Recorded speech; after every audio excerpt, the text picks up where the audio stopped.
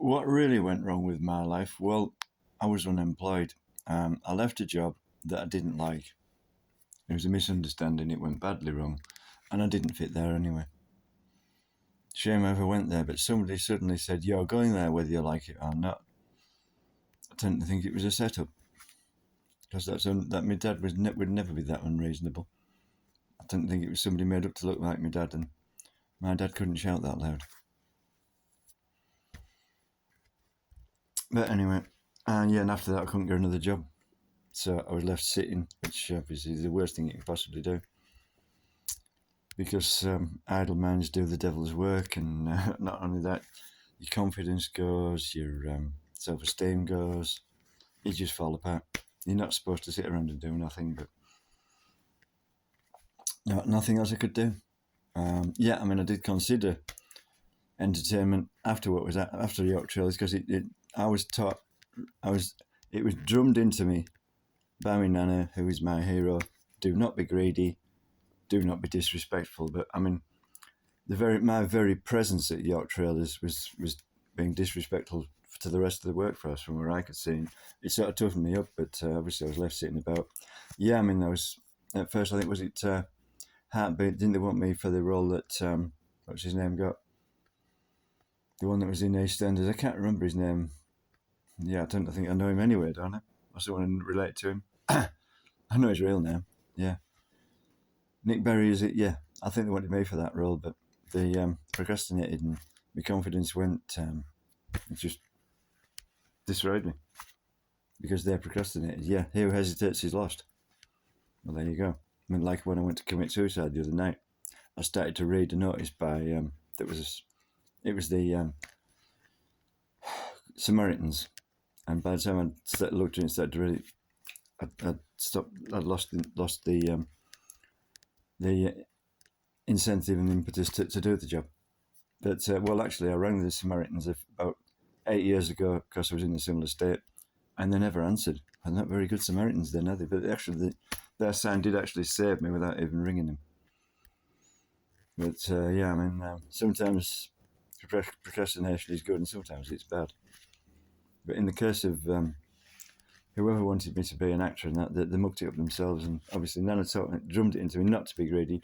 Is there a national disaster? Well, they could be saying that just to motivate me, and actually I've been lied to until I just don't take any notes because I don't know what to think anymore. And I mean, I don't really care. I mean, I'm an engineer. What can I do about it? And if there's a billion of you want me to help you, well, all at the same time, what can I do? You've overloaded me. Can't help you. Sorry. Football, well, I've never been interested. You've been stupid. Most sports like that. I mean, I would have done Formula One when I was younger. When I was young and hot-headed, but I'm too old for it now anyway. And rallying as well.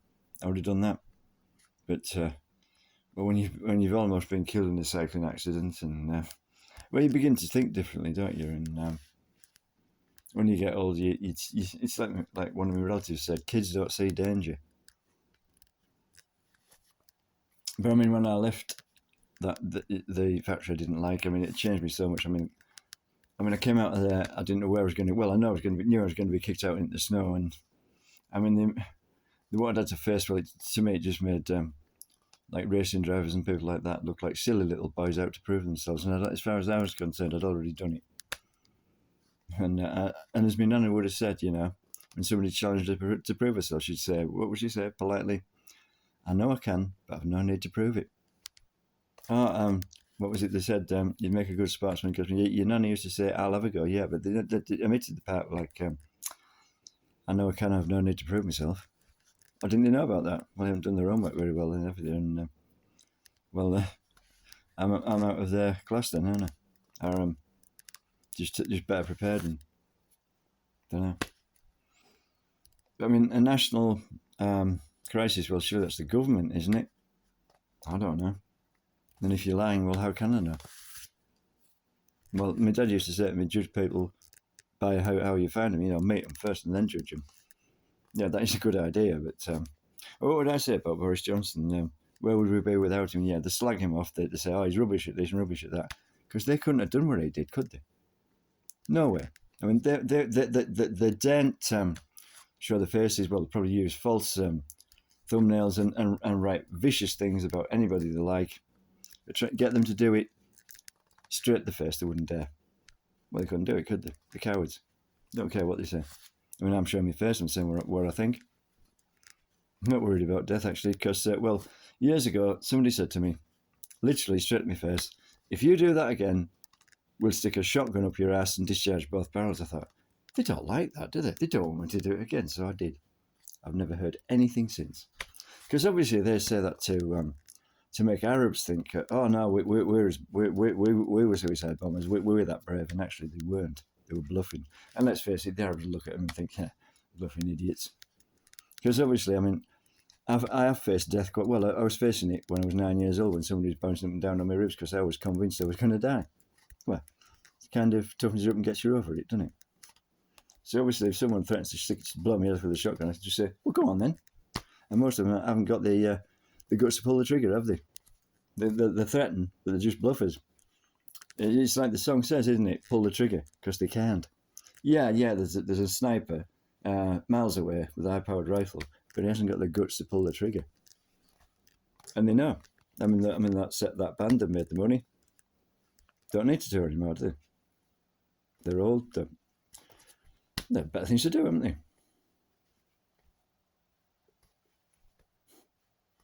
Was there any more? Yeah, of course. What was I thinking? That was it. Yeah, another thing that when I went to commit suicide, I saw a Class 66 hauling oil tankers.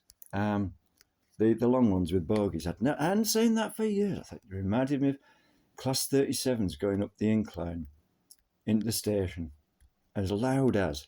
I mean, apparently there used to be an R train used to go up Shap with 3 Class 37s on it, but I tend to think the incline in the station was steeper than Shap, so they're probably just as loud. A pair was probably just as loud as 3. Because I mean, Shap's isn't it supposed to be the longest, steepest incline? Yeah, longest, but not steepest. I don't think. Nah, no ways. Shap, no way can it be as steep as the incline into the station in my hometown. Because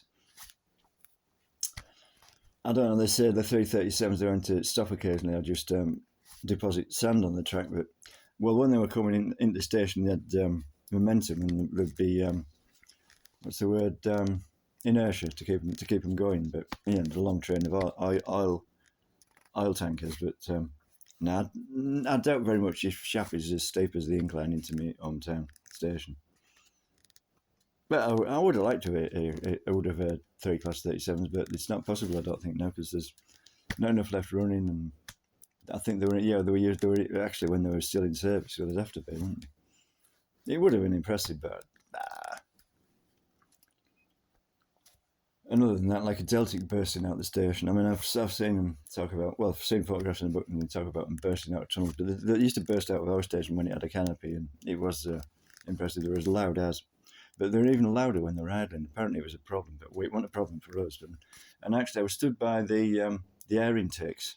I didn't realise those were the air intakes, but my rib cage was resonating in time to the induction strokes. That was really well impressive. My whole rib cage was vibrating in time to it. I was well impressed with that.